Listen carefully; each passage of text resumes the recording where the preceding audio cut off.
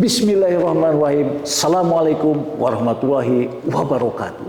Selamat pagi, salam sejahtera bagi kita sekalian.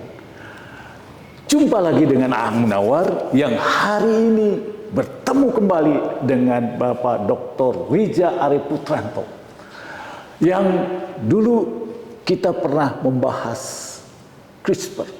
Nah, sekarang mulai bulan Juni ini sudah ditetapkan Pak Dr. Riza Arif Putranto ini adalah sebagai Wakil Kepala Pusat Penelitian Kelapa Sawit Unit Khusus Bioteknologi dan Bioindustri. Nah, jadi seperti yang saya sampaikan dalam YouTube sebelumnya, bahwa mulai bulan Juni 2022 ini unit khusus bioteknologi dan bioindustri adalah menjadi terintegrasi dengan pusat penelitian kelapa sawit. Bukan begitu Pak Riza? Ya, betul sekali Pak. Selamat datang Pak di Pusat Penelitian Kelapa Sawit, Unit Khusus Bioteknologi dan Bioindustri. Alhamdulillah. Ya. Terima kasih sekali nih Bapak sudah hadir siang hari ini. Ya, betul Pak Riza. Nampaknya kami menilai bahwa dengan bergabungnya bioteknologi ke dalam Pusat Penelitian Kelapa Sawit, yang selama ini memang bioteknologi lebih banyak arahnya ke penelitian-penelitian di kelapa sawit. Nah, sekarang sudah terwadahi. Nah, bagaimana menurut Pak Riza?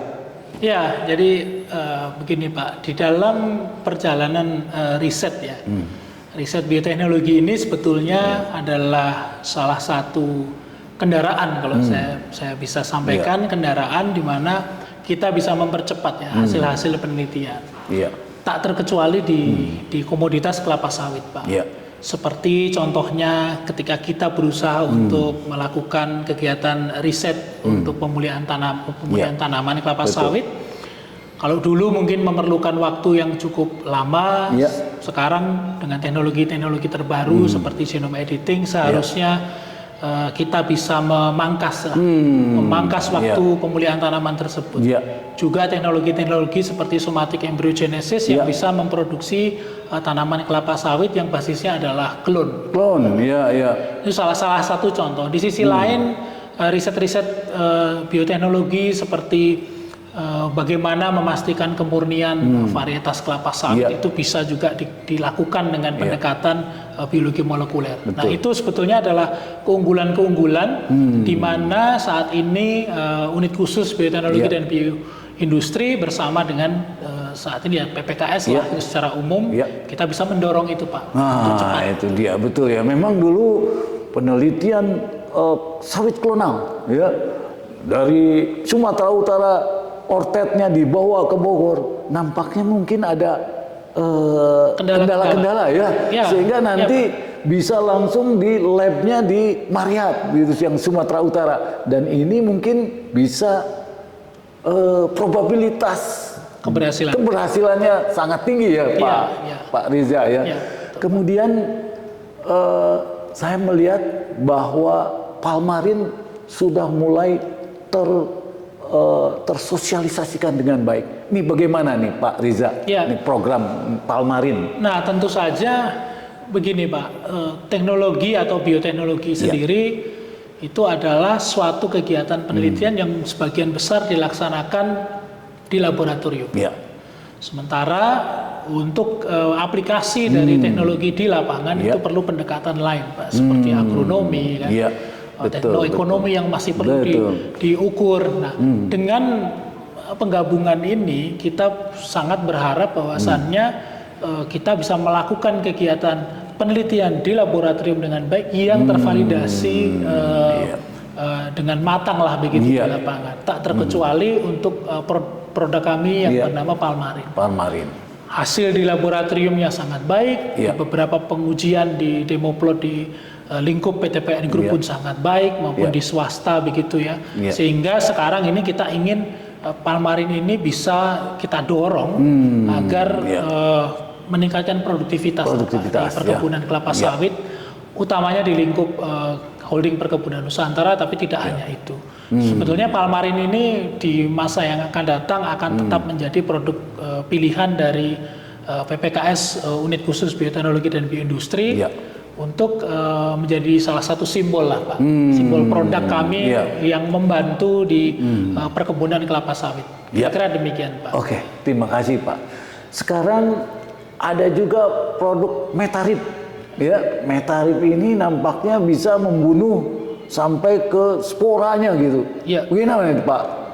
Ya, Metarip ini menjadi salah satu produk kami yang kami dorong di dalam pemanfaatan, misalnya dalam kasus replanting, Pak. Ya. Banyaknya tangkos di perkebunan kelapa sawit yang membutuhkan penanganan, karena banyaknya tangkos ini atau banyaknya materi atau biomasa di perkebunan kelapa sawit bisa mengundang kumbang ini Pak Riktes untuk datang, kemudian akhirnya menyerang perkebunan kelapa sawit. Nah, Metarip merupakan salah satu produk kami yang kami dorong untuk bisa mengatasi permasalahan tersebut. Jadi ini menjadi bagian penting dari bagaimana kita melakukan good agricultural practices di perkebunan kelapa sawit. Kira-kira demikian, Pak. Nah, mungkin yang ketiga ini adalah satu lagi produk biosilak.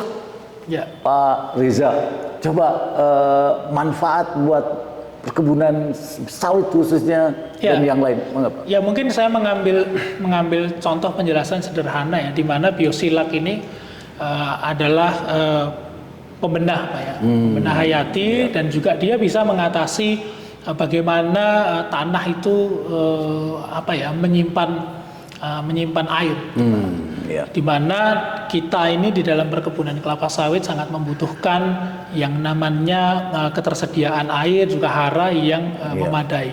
Biosilak itu merupakan secara sederhana adalah produk kami yang mampu untuk melakukan pembenahan tersebut, kemudian menjaga kapasitas air sesuai dengan kebutuhan yang ada di dalam tanah, sehingga bisa mendorong tanaman itu untuk tumbuh lebih baik, Pak. Lebih baik. Nah, ini nampaknya banyak produk-produk yang memang sangat menguatkan industri kelapa sawitnya.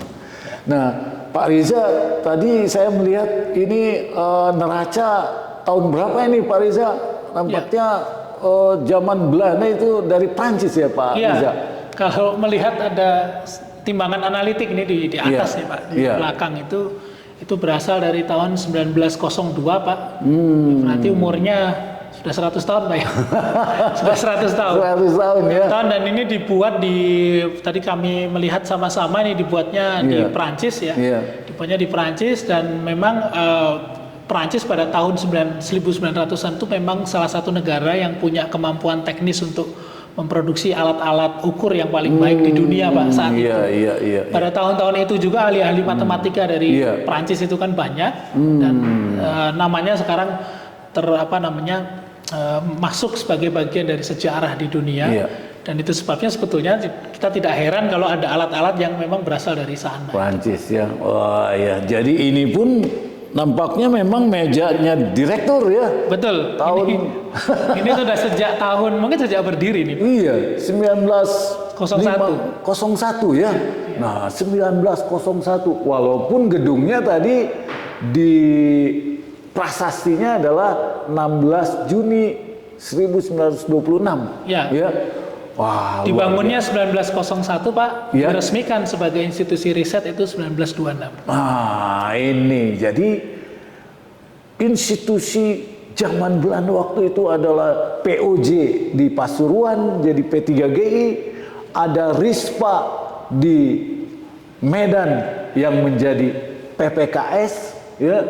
Jadi ini gabungan dari perusahaan-perusahaan atau pusat-pusat penelitiannya zaman Belanda ini, yang mudah-mudahan semakin luar biasa karena dipimpin, diantaranya ini ada ahli genome editing. Ya, jadi kita doakan bahwa PPKS semakin jaya dan kelapa sawit di Indonesia semakin berkiprah dan paling tinggi produktivitasnya. Amin, amin, Pak. Terima kasih nih Pak Reza. Sama-sama, Pak. Ada closing statement Pak Reza? Ya, mungkin begini. Di era saat ini, Pak, ini adalah eranya kita berkolaborasi. Iya.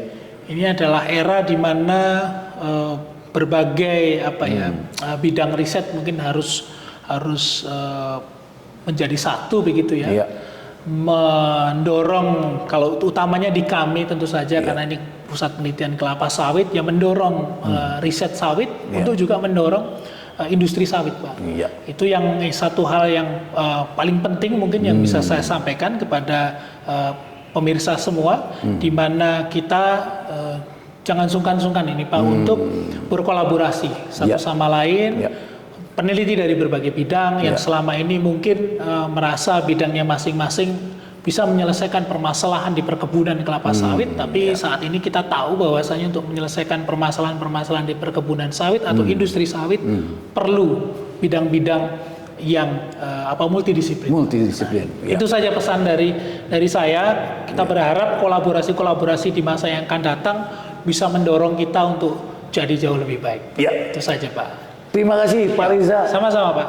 Mulai dari sekarang, mulai dari diri sendiri, dan mulai semuanya kita melakukan perubahan untuk menghasilkan yang terbaik buat bangsa.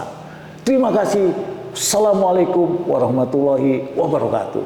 Waalaikumsalam.